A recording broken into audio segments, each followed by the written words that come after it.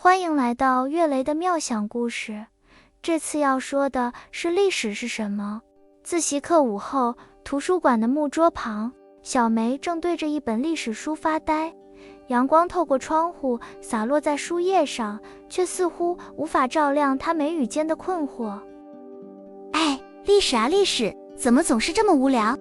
她轻声自语，手指无意识地敲击着书本封面。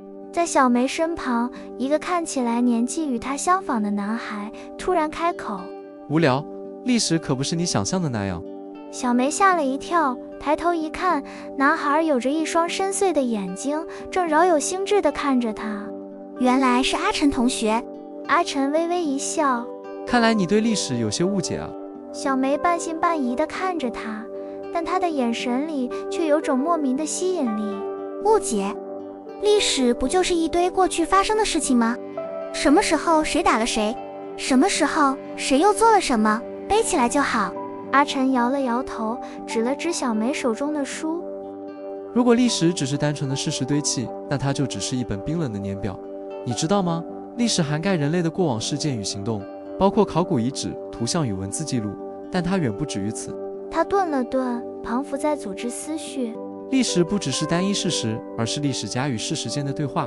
这话是什么意思呢？想象一下，你今天看到一颗苹果掉下来，你记录下来了，但100年后，另一个人来读你的记录，他会怎么理解这颗苹果掉下来的意义？他是单纯的知道苹果掉了，还是会思考当时的重力理论、苹果树的种类，甚至你记录时的心情？小梅若有所思。所以，不同的历史学家会对同一件事有不同的解读。没错，这就引出了我们历史观的第一个层次，两个时间与空间的历史观。他走到书架前，轻轻抚摸着一本泛黄的书本。著名历史学家 E.H. Carr 曾说过，历史是现在与过去之间不断的对话。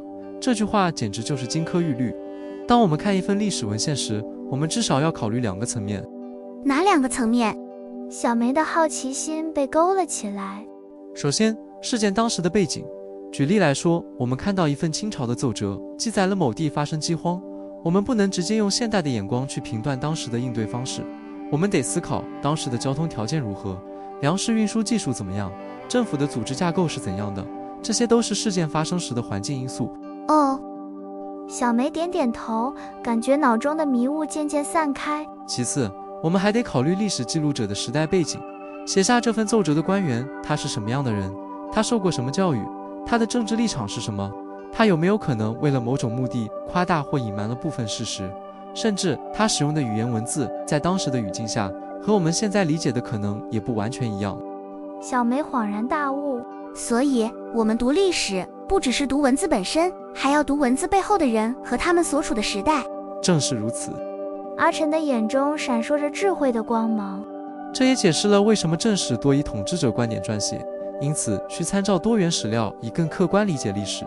毕竟谁掌握了笔杆，谁就掌握了历史的解释权。我们不能只听一种声音。阿晨领住小梅走进图书馆深处，那里的光线似乎更加柔和，书架上摆放着各种奇特的物件，而不仅仅是书本。那么我们如何才能找到这些多元的声音呢？阿晨拿起一个关于青铜色的玉器的书本照片，在小梅面前晃了晃。这就涉及到如何寻找历史线索了。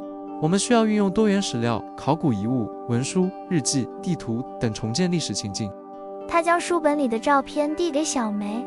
比如这个卑南玉，你看它的纹路、材质都透露着远古的讯息。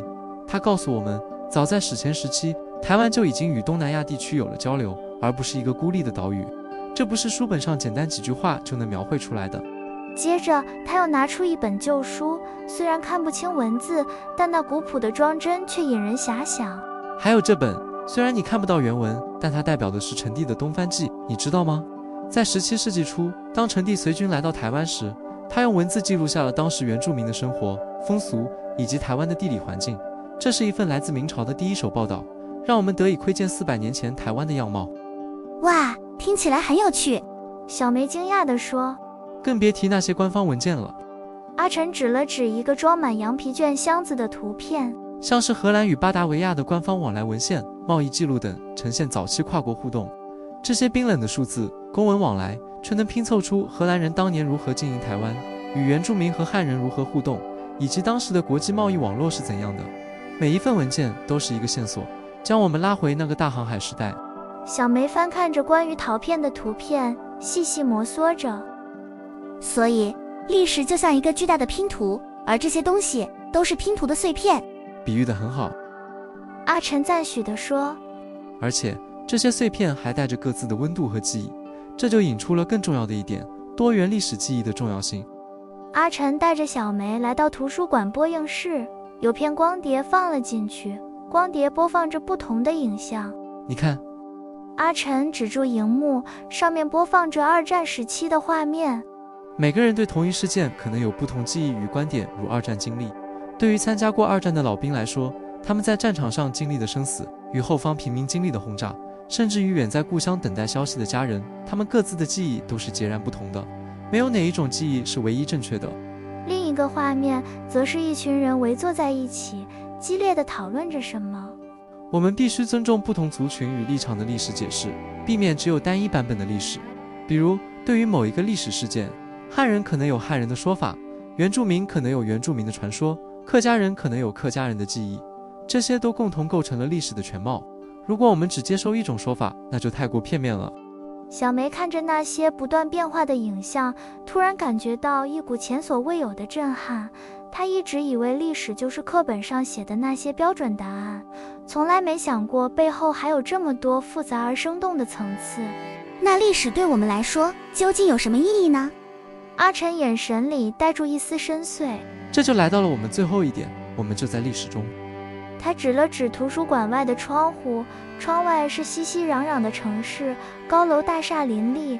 你看，历史不只是过去的事情，而是与我们当下的生活紧密相关。我们现在穿的衣服、走的马路、使用的语言，甚至我们的思考方式，都受到过去历史的影响。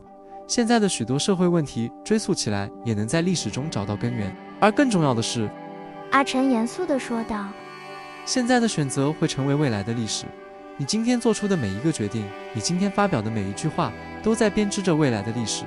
100年后的人或许会研究你这个时代的人们是如何面对气候变迁，如何处理科技发展带来的伦理问题。所以，学习历史的目的之一是从过去的经验中得到启发与反思。我们学习过去的成功与失败，不是为了简单的复制或避免，而是为了更好地理解人类的行为模式，从中找到面对当下和未来挑战的智慧。历史不是一堵冰冷的墙，而是一面智慧的镜子，照亮我们的来时路，也指引我们的去向。小梅手中的历史书此刻似乎不再沉重，反而散发出温暖的光芒。她抬头看向阿晨同学，眼中充满了感激。阿晨，谢谢你，我从来没有这样理解过历史。阿晨微微一笑，历史的旅程才刚刚开始，记住，历史就在我们身边，也在我们心中。你准备好去探索它了吗？小梅用力点了点头，她的眼中不再有迷茫，只有对历史的无限向往。从那一刻起，历史对她而言，不再是枯燥的课本知识，而是一场永无止境的对话，一场与过去、现在、未来交织的奇妙旅程。如果您看到这边，谢谢您的观看，记得按赞订阅，大家拜拜。